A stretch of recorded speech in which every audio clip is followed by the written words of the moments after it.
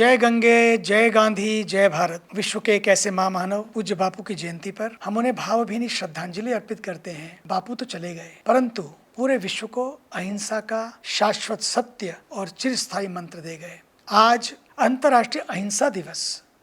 अहिंसा केवल हमारे व्यवहार में नहीं, बल्कि भारत के डीएनए में है। अध्यात्म की सबसे बड़ी शक्ति अहिंसा ही तो है। अहिंसा अर्थात हिंसा ना करना।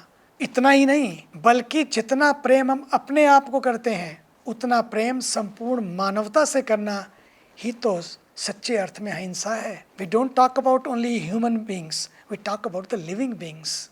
किसी को भी कष्ट ना दें।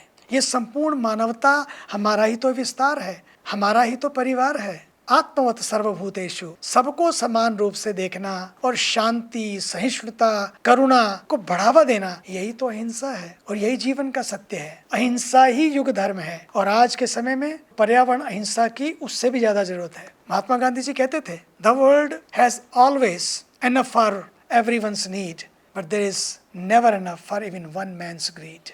इसलिए we have to move from greed culture to a green culture. We have to move from greed culture to a need culture, from need culture to a new culture, from use and throw culture to a use and grow culture.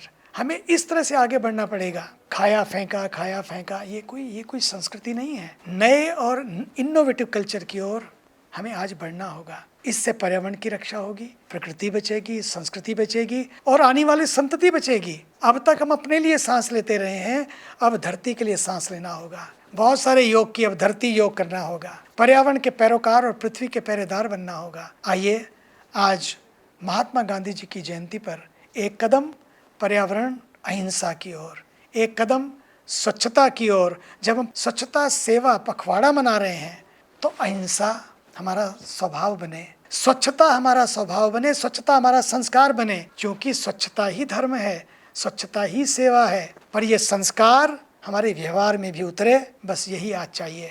सब कुछ बचेगा, हम भी, धरती भी, आप भी, आने वाली पीढ़ियां भी। भारत माता की जय।